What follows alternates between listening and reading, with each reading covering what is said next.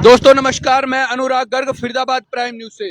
दोस्तों अगर हम आपको हालात दिखाएं तो आप हालात देख के हैरान होंगे और सोचने के लिए मजबूर हो जाएंगे कि ये ऐसी कौन सी स्लम बस्ती है जिसके अंदर आज फरीदाबाद प्राइम न्यूज की टीम पहुंची है। अगर हम आपको दिखाते हैं दोस्तों, यहाँ पर पानी भरा हुआ है और ये एरिया है सेक्टर 64 का वीआईपी एरिया और हालात है यहाँ पर बिल्कुल एकदम स्लम बस्ती से भी ज्यादा बुरे। यहाँ पर अगर हम फ्लैटों की बात करें, यहाँ पर वीवीआईपी फ्लैट है और उनकी कीमत करोड़ों में है, लेकिन हालात यहाँ पर ऐसे हैं जैसा स्लम बस्ती में होते हैं। अगर आप देखें तो यहाँ पर ये जो पानी भरा हुआ है ये वो सीवर का पानी है जो लोगों के इन फ्लैटों के अंदर भी जा सकता है। और आप देख सकते हैं ये गेट पूरी तरह से इस पानी की वजह से बंद हो चुका है। आप देखिए दोस्तों, सेक्टर 64 की ये वो एंट्रेंस है, गेट नंबर 1 वो एंट्रेंस जहां से लोगों को जाना पड़ता है, लेकिन सीवर का पानी भर जाने की वजह से इस गेट को उन्होंने बंद कर दिया है क्योंकि लोग मजबूर हैं करोड़ों रुपए खर्च करने के बाद भी इस दुर्दशा में जीने के लिए। हमारे साथ सेक्टर 64 की आरडब्ल्यूए के लोग मौजूद हैं, यहाँ के आरडब्ल्यूए के तमाम पदाधिकारी मौजूद हैं, निवासी मौजूद हैं और उनसे जानते हैं ये हालात कब से हैं और इन हालातों के लिए जिम्मेदार जो अधिकारी हैं, जो जनप्रतिनिधि हैं, उन तक अपनी शिकायतें कितनी बार दे चुके हैं। सर नमस्कार। सर आपका नाम सबसे पहले। मेरा नाम पीयूष गौड़ है। पीयूष जी, ये जो हालात है ये कब से हैं? ये हालात पिछले करीबन 2 साल से हैं। 2 साल से आप 2 साल से इन हालातों को झेल रहे हैं। क्या कभी आपने आपकी आरडब्ल्यू ने कोशिश नहीं करी अधिकारियों से, जनप्रतिनिधियों से मिलने की? हमारे आरडब्ल्यू के सभी मेंबरों ने और पदाधिकारियों ने कोशिश करी और यह सूचना ये लगा लीजिए आप नेताजी के पास भी, पार्षद के पास भी और प्रशासन के पास भी कोशिश करी है पहुंचाने के लिए, लेकिन जब हम निष्फल हो चुके हैं इस चीज में, हमें कुछ उम्मीद नहीं दिखी है, तो आज हम आपके माध्यम से कोशिश करते हैं कि कहीं ना कहीं 250 परिवारों के लिए जो कि परेशानी बन चुकी है, बीमारियों को नोता दिया जा रहा है। सर अगर हम बात करें इसके अंदर कितने फ्लैट हैं? इसमें करीबन 200 से 250 फ्लैट्स हैं। 200 से 250 फ्लैट है, यानी कि अगर हम बात करें इसके अंदर लगभग 1500 लोग रहते हैं। बिल्कुल 1500 लोग। हाँ जी। अपनी बात को शुरू। तो 1500 परिवारों के लिए, बीमारी के लिए, सबके आगमन के लिए। और ऐसा नहीं ये 1500 परिवार मत देखिए, यह मेन रोड है जहाँ पे आप देख सकते हैं किस तरीके से पब्लिक आ रही है और जा रही है और कहीं ना कहीं सभी परेशान है। बीमारी के लिए प्रॉब्लम खड़ी हो रही है, किसी के आवाजाही के लिए प्रॉब्लम खड़ी हो रही है और 2 साल से बताने के बावजूद भी जिस पर कोई भी संज्ञान नहीं लिया गया है प्रशासन और किसी भी बड़े अधिकारी के थ्रू।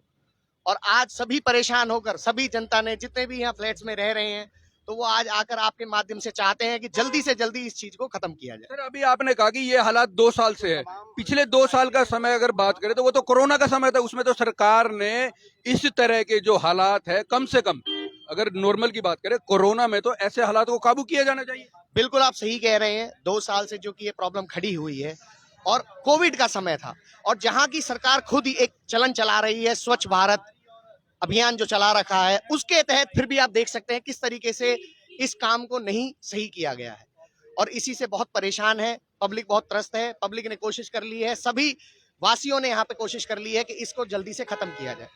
हमारे साथ दोस्तों और भी मौजूद है। अभी आपने गोट साहब खुशना, हमारे साथ एक युवा मौजूद है, वो क्या कहता है इन हालात पर। सर 2 साल से इतने हालात खराब हैं, आप ये वैल्यू करोड़ों की है, लेकिन अगर बात की जाए तो ये स्लम बस्ती से भी ज्यादा खराब हो चुके हैं हालात। बिल्कुल सही कह रहे हैं आप। और जब हम लोग बिल्कुल निष्फल हो चुके हैं, जब आपको कष्ट दिया है इस विषय में, बहुत प्रयत्न हुए हैं, प्रयत्नों का कोई भी, किस तरह के प्रयत्न किए गए? जनप्रतिनिधियों से मिला गया, अफसरों से मिला गया, प्रशासन से गुहार लगाई गई, पर कोई कार्यक्रम बन नहीं पाया। तो अब आपको क्या लगता है कि अगर ये समस्या ऐसे ही, क्योंकि ये तो विकराल रूप लेती जा रही है, अगर हम बात करें पहले ये गेट के अंदर थी, अब गेट के बाहर आई, अब ये मेन रोड पर आ गई, क्योंकि ये रोड मोहना रोड आगे कम से कम 80 गांवों को जोड़ती है। 80 गांवों की लाइफलाइन है ये रोड, सीधा केएमपी पे भी जाती है और आने वाले समय में जेवर एयरपोर्ट पे भी जाएगी। इतने व्यस्त रोड होने के बावजूद भी इस प्रशासन के कान पे जू नहीं रहेंगी है। आप लोगों को इसीलिए कष्ट दिया गया है कि आपके माध्यम से प्रशासन के कान खोले जा सकें।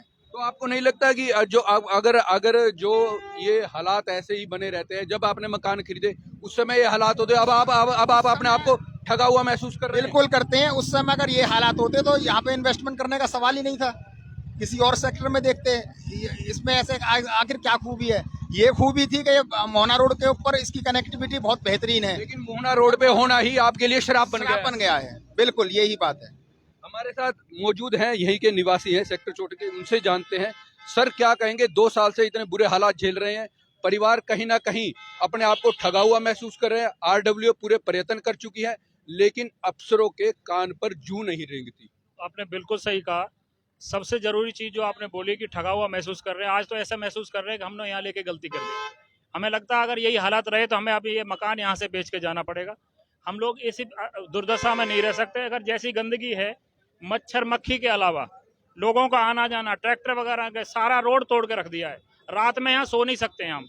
रोज आवाज आती है, जो कि ट्रैक्टर जाते हैं, ट्रक जाते हैं, क्योंकि रोड टूटा हुआ है, जोर जोर से आवाज आती है और सारे के सारे लोग रात भर पूरी नींद भी पूरी नहीं कर पाते। चलो ये तो चलो ट्रैक्टर रोड की बात ठीक है क्योंकि ये मेन रोड है, लेकिन हम बात करें कि हालात दिन पर दिन बिगड़ते जा रहे हैं। पहले हालात गेट के अंदर पानी आता है, फिर थोड़ा सा बाहर तक आता है, लेकिन अब तो ये पूरी तरह दलदल बन चुकी है। वही कारण है, मैं जो बोल रहा था आपको कि ट्रैक्टर गुजरने से उससे परेशानी नहीं है, बिल्कुल मेन रोड है और ये हमारे लिए सुविधा का कारण है। लेकिन रोड टूट चुका है, इसी पानी के कारण, इसी गंदगी के कारण रोड टूट चुका है। और ये पानी क्या है, सीवर लाइन का है या पाइप? ये सीवर लाइन का पानी है, पूरा पूरा बारिश का पानी आता है, जरूर भरता है बारिश का पानी भी, लेकिन वो कुछ समय के बाद खत्म हो जाता है। लेकिन लगातार सीवर का पानी लीक हो रहा है। उसके लिए प्रशासन कभी भी एक जो असली जरूरी कदम उठाने वो उठाए नहीं कभी भी। और हम आप लोगों से रिक्वेस्ट करेंगे, आप लोगों के माध्यम से हम प्रशासन से रिक्वेस्ट करेंगे कि हमारी इस समस्या का जल्दी से जल्दी समाधान किया जाए, जिससे हमारे बच्चे और हम लोग स्वस्थ जीवन जी सकें। जी आपका शुभ नाम? मुकेश कुमार जी। दोस्तों आपने मुकेश कुमार जी को सुना, जो यहाँ सेक्टर 64 के निवासी है। इनका कहना है अगर हालात नहीं सुधरते तो कहीं ना कहीं हम यहाँ से जाने के लिए मजबूर हो चुके हैं, क्योंकि अब हमारे परिवार इन बुरे हालात में यहाँ पर नहीं रह सकते, क्योंकि यहाँ पर हालात इतने खराब हो चुके हैं कि बीमारी फैलने का डर बहुत ज्यादा हो चुका है। आइए, और आज यहाँ पर पहुंचे हैं गंगा राम जी हैं, जो वार्ड नंबर 42 से हैं। वो पहुंचे, क्या कहते हैं? सरकार कागजों में है, ऑन वर्क कोई नहीं है। यहाँ जो हमारे रेजिडेंट्स जो रह रहे हैं वो पिछले 7 साल से परेशान है। हर डिपार्टमेंट में जाकर के इन्होंने अर्जी दी हुई है, सुनने वाला कोई नहीं है। जब इलेक्शन का टाइम आएगा तो यहाँ नेता भी वोट मांगने के लिए आएंगे और पब्लिकली सेवा करने के लिए भी वादे करेंगे, पर वादे करने के बाद यहाँ दिखाई कोई नहीं दे रहा है, जो बहुत ही दुर्भाग्यपूर्ण है। आम जनता बहुत ज्यादा त्रस्त है और इस सोई हुई सरकार को जगाने के लिए सिर्फ आप ही मीडिया हमारा सहारा है, जो हम आपका सहारा ले रहे हैं। गंगा राम जी, अगर हम बात करें सेक्टर 64 की, हालात तो अब इतने खराब हो चुके हैं क्योंकि अब तो अभी मुकेश कुमार जी से बात हुई हमारी, वो कह रहे हैं हम तो इतने मजबूर हो गए कि अगर कुछ समय में हालात नहीं सुधरे तो हमें यहाँ से जाना ही पड़ेगा, चाहे कुछ भी हो। देखिए, मजबूरी है पलायन। 1-1 करोड़ रुपए के फ्लैट लेने के बाद, सरकार को सारी सुविधाओं के पैसे देने के बाद भी अगर हमें स्लिम बस्तियों में रहना पड़े तो इससे तो ज्यादा अच्छा है कि हम दोबारा से स्लिम बस्तियों में चले जाएं जहां से हम आए हैं। लेकिन अगर हम बात करें पिछले कुछ दिनों में आपने जो प्रयास किया था सेक्टर 2 तिरखा कॉलोनी में, वहां पर भी एक कूड़े का बहुत बड़ा ढेर लगा हुआ था। आपके प्रयासों से वो ढेर आज साफ हो गया, तो क्या आप आने वाले समय में इस तरह के प्रयास करेंगे? मेरा सिर्फ प्रयास यही रहेगा कि जहां भी कोई समस्या है उसमें मैं जनता के साथ खड़ा होकर के उस समस्या को निदान करने की कोशिश करूं और आपके माध्यम से उठा करके उस समस्या को जितनी जल्दी सही हो सके उसको खत्म करवाया जाए। गंगाराम जी बहुत बहुत धन्यवाद। हमारे साथ एक शख्स और मौजूद है जो यहीं के निवासी हैं। क्या कहते हैं सर? अभी आपने सभी को सुना, आपकी मीटिंगें रेगुलर चलती है, मुद्दा एक ही होता है कि किसी तरह इस गंदगी से छुटकारा पाया जाए। तो अब आपको क्या लगता है, हालात अब बदतर हो चुके हैं, अब आपको क्या लगता है? हालात बदतर नहीं, बद से भी बदतर हो चुके हैं। यहाँ तो हम देख पा रहे हैं रोड पे इतना पानी है, पर अंदर अगर फ्लैट्स में, सोसाइटीज में अंदर जाके देखो तो ये पानी अब सोसाइटीज में अंदर से जब सीवर ओवरफ्लो होता है तो उसे जहाँ जगह मिलती है वहीं निकलता है। सोसाइटीज में बदबू फैली हुई है, बच्चे परेशान हैं, बीमार होते जा रहे हैं और हम परेशान होने के अलावा और कुछ नहीं कर पा रहे हैं।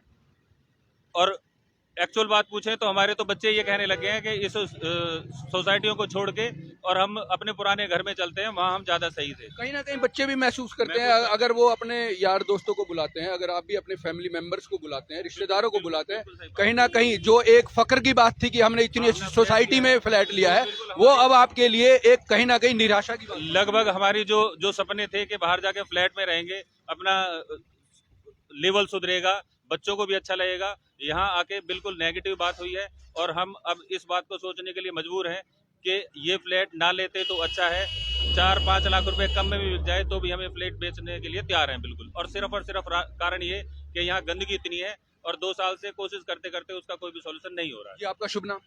देव शर्मा जी। देव शर्मा। दोस्तों, आपने देव शर्मा जी सुने जो कहते हैं कि जिस फक्र से हमने ये रेजिडेंस, ये फ्लैट यहाँ पर खरीदे, आज वही बात हमारे लिए एक शर्म का विषय बन गया है। और उम्मीद है सरकार 64 सेक्टर के रेजिडेंस की जो ये सोसाइटी है, इनकी शिकायतें सुनेगी, समाधान करेगी, क्योंकि अब हालात बद से बदतर हो गए हैं। जैसे कि मुकेश जी ने बताया कि अब सीवर का पानी उनके फ्लैटों तक पहुंचना भी शुरू हो गया है।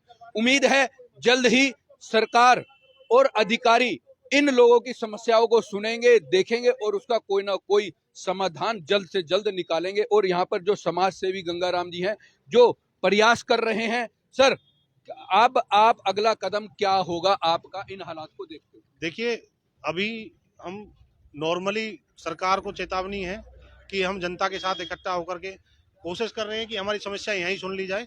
अगर ये समस्या बढ़ती है और हमारी सुनवाई नहीं होती तो इस प्रदर्शन को हम नगर निगम भी लेके जाएंगे, हुड्डा डिपार्टमेंट भी लेके जाएंगे और डीसी ऑफिस पे भी देंगे। सर एक बात बताइए, क्या ये शर्म की बात नहीं है कि इतनी महंगी सोसाइटी, इतने बड़े फ्लैट, एक एजुकेटेड फैमिली और ये स्लम जैसे हालात? देखिए, एजुकेटेड फैमिली की अगर हम बात करें तो ये सोसाइटी जो कौन ने की है, ये आयकर विभाग की है, जिसमें ऑलरेडी जो सबसे अच्छे लेवल के अफसरों की सोसाइटी होने के बाद भी कोई अफसर यहाँ ध्यान नहीं दे रहा। तो कितने बेलगाम सरकार है और कितने बेलगाम अफसर हैं जो समस्या को सुन ही नहीं रहे। रोजाना यहीं से निकलना है उनका, रोजाना यहीं से आना जाना है, पर कोई देखने को तैयार नहीं है।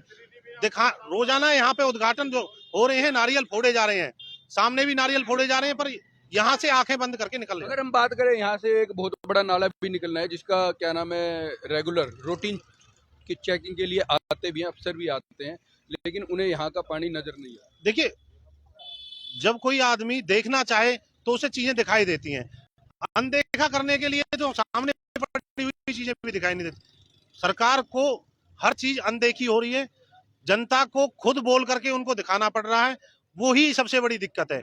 आज लोगों को खुद को उठना पड़ रहा है, समस्या बतानी पड़ रही है, समस्या बताने के बाद भी उस पर कोई सुनवाई नहीं है।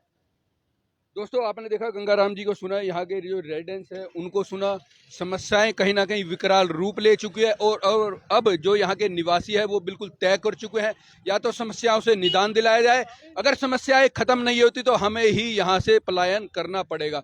देखते हैं अफसर जो निगम के अफसर हैं वो इनको पलायन से रोकते हैं या इन समस्याओं से निदान दिलाते हैं। मैं अनुराग